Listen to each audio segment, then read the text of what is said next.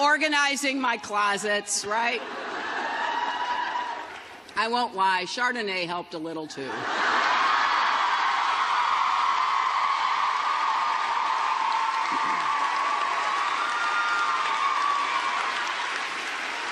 But here's what helped most of all: remembering who I am, where I come from, and what I believe. And that is what Wellesley means to me. This college gave me so much.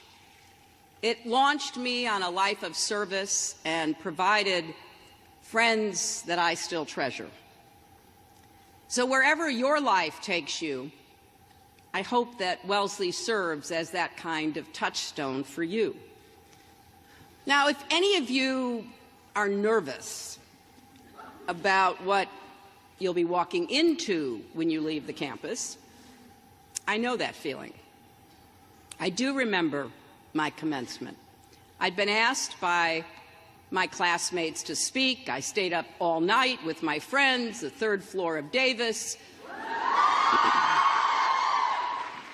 writing and editing the speech by the time we gathered in the academic quad. I was exhausted. My hair was a wreck. The mortarboard made it even worse. But I was pretty oblivious to all of that, because what my friends had asked me to do was to talk about our worries and about our ability and responsibility to do something about them.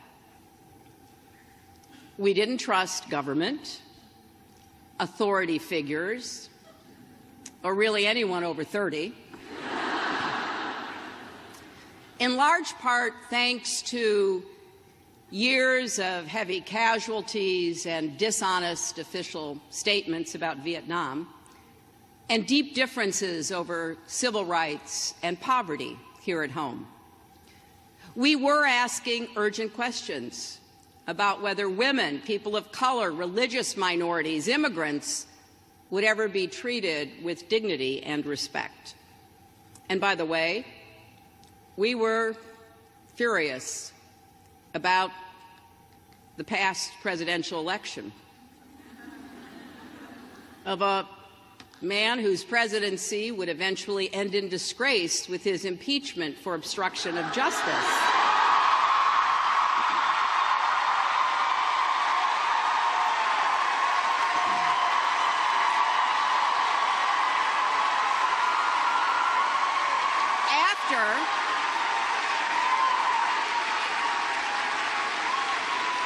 After firing the person running the investigation into him at the Department of Justice.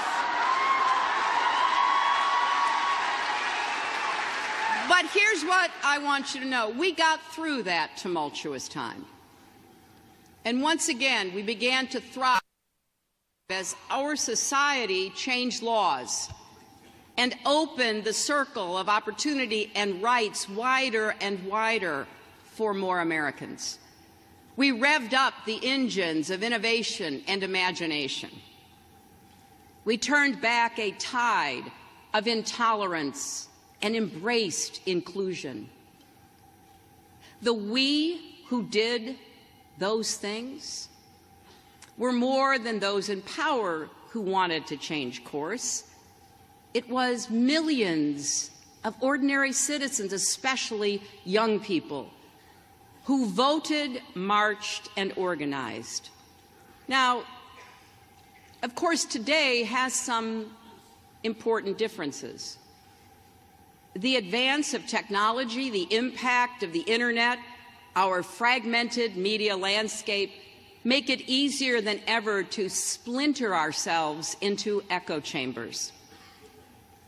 We can shut out contrary voices, avoid ever questioning our basic assumptions. Extreme views are given powerful microphones.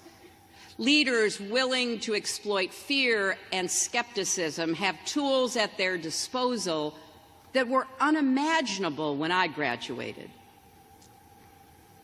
And here's what that means to you, the class of 2017. You are graduating at a time when there is a full-fledged assault on truth and reason. Just log on.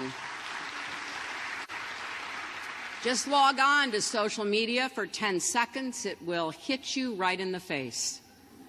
People denying science, concocting elaborate, hurtful conspiracy theories about child abuse rings operating out of pizza parlors, drumming up rampant fear about undocumented immigrants, Muslims, minorities, the poor, turning neighbor against neighbor and sowing division at a time when we desperately need unity. Some are even denying things we see with our own eyes, like the size of crowds.